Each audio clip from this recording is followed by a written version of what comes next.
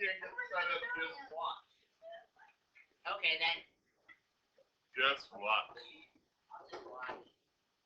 So, in number 5, we're given a bunch of information about the largest moons of Jupiter, and then asked to find the mass of Jupiter using the data from Io. And so there's really 2 approaches here. We know that things are in orbit because the gravitational force on them provides the centripetal force needed to actually move in a circle. Remember, part of your reading was you took and looked at Kepler and how he used that information. So I'm going to use Kepler's connection. Now, these aren't on your equation sheet, right? Because Kepler was kind of a review / extraneous to it. So I'm actually going to open up my old equation sheet, and I have Kepler's relationship here, which says that the period squared over the radius cubed is equal to 4 pi squared over big G m. And the m is whatever the objects are orbiting.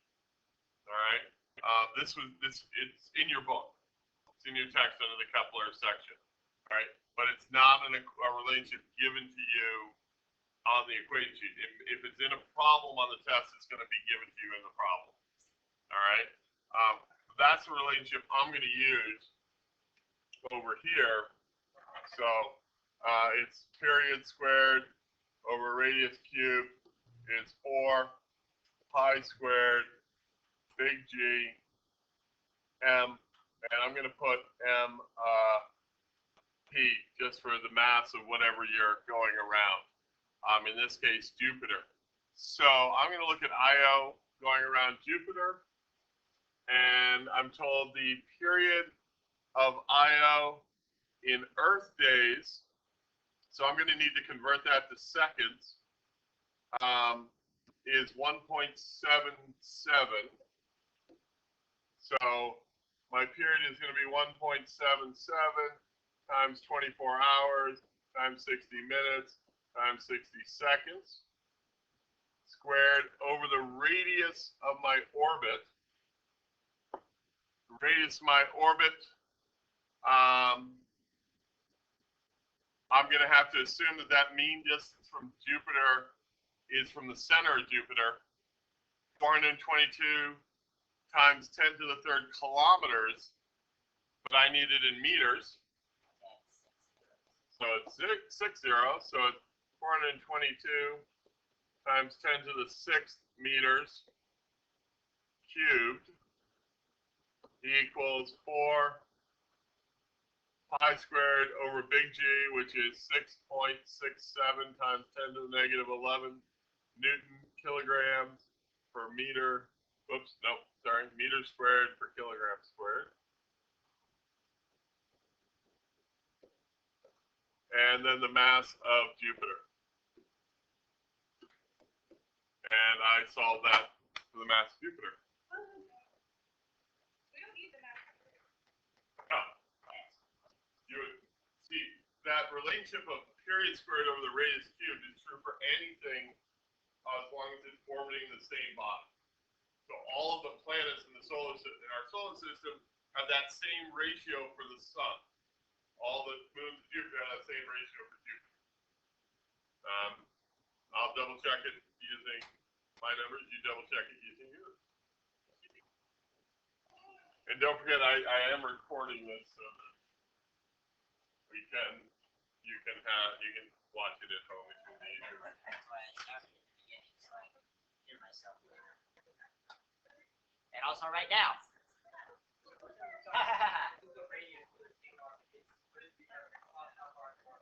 Yeah.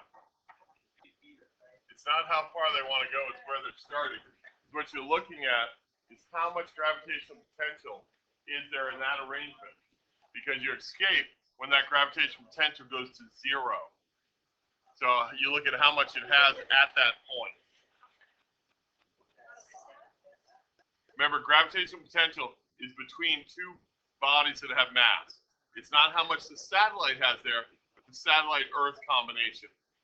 And at escape, The satellite-Earth combination has zero gravitational potential because they're infinitely far away. And that's where the equation relationship comes from.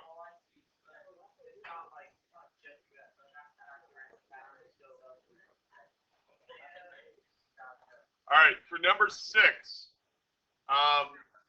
the one with the big ring and the person standing on it. So there's my big ring. The sun, happy little sun, is over here, giving out all this light. And you want this ring to move fast enough that people on it experience the same gravitational force. Now remember, what you experience as gravitational force is actually normal force. So when you're weightless, it's because you don't have a normal force on you, not because you don't have a gravitational force on you, but because you don't have a normal force. You feel that you're under a gravitational force right now because you feel your normal force up on you, and you interpret that in your head. So what we're looking for is the person here to experience a normal force on them that is equal to their normal force on the planet Earth. Well, they would also have a gravitational force on them due to the sun. And since you're going in a circle, you have a net force on you, which is going to be centripetal, because your acceleration is centripetal. So we use Newton's second law, right?